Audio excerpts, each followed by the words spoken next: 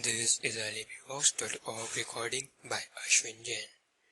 This recording is in the public domain. Thus Spake, Zarathustra by Friedrich Nietzsche, translated by Thomas Common. Part 4, Chapter 72. The Supper. For at this point, the soothsayer interrupted the greeting of Zarathustra and his guest. He pressed forward as one who had no time to lose, seized Zarathustra's hand, and exclaimed, "But Zarathustra, one thing is more necessary than the other, so you sayest thou thyself well. One thing is now more necessary unto me than all others, a word at the right time. Didst thou not invite me to table? And here are many who have made long journeys. Thou dost not mean to feed us merely with discourses. Besides, all of you have thought too much about freezing, drowning, suffocating, and other bodily dangers. None of you, however, have thought of my danger, namely, perishing of hunger." Thus spake the soothsayer. When Zarathustra's animals, however, heard these words, they ran away in terror, for they saw that all they had brought home during the day would not be enough to fill the one soothsayer. "Likewise, perishing of thirst," continued the soothsayer, "and although I hear water splashing here like words of wisdom, that is to say, plenteously and unweariedly, I want wine. Not everyone is a born water drinker like Zarathustra, neither did water suit weary and withered ones. We deserve wine. It alone giveth immediate vigor and improvised health." On this occasion, when the soothsayer was longing for wine, it happened that the king on the left, the silent one, also found expression for once. "We took care," said he, "about wine. I, along with my brother, the king on the right, we have enough of wine, a whole ass load of it, so there is nothing lacked but bread." "Bread," replied Zarathustra, laughing when he spake. "It is precisely bread that anchorites have not.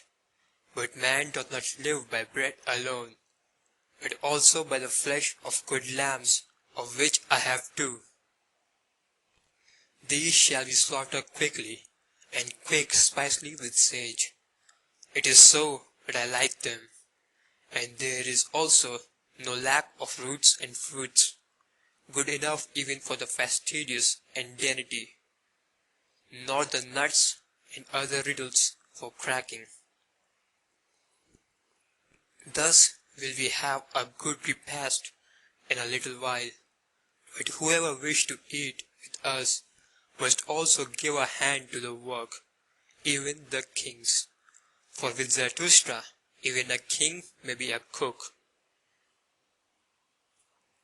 This proposal appealed to the hearts of all of them, save that the voluntary beggar objected to the flesh and wine and spices. "Just hear this glutton Zarathustra," said he jokingly.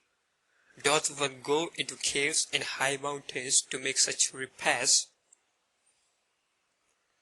Now indeed do I understand what he once taught us, blessed be moderate poverty, and why he wished to do away with beggars." "Be good of cheer," replied Zarathustra, "as I am. Abide by the customs. Thou excellent one, grind thy corn, drink thy water, praise thy cooking, if only it make thee glad. I am a law only for mine own. I am not a law for all. He, however, who belongeth unto me, must be strong of bone and light of foot, joyous in fight and feast, no sulker, no yawn or dreams, ready for the hardest task as for the feast, healthy and hale.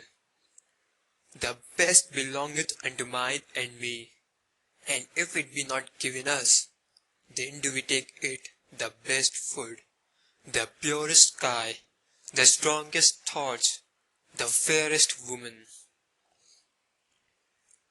Thus spake Zarathustra. The king on the right, however, answered and said, Strange, did one ever hear such sensible things out of the mouth of a wise man? And verily, it is the strangest thing in a wise man, if over and above he be still sensible, and not an ass. Thus spake the king on the right, and wondered. The ass, however, with ill will, said, yet to his remark. This, however, was the beginning of that long repast which is called the supper in the history books, and this there was nothing else spoken of but the higher man.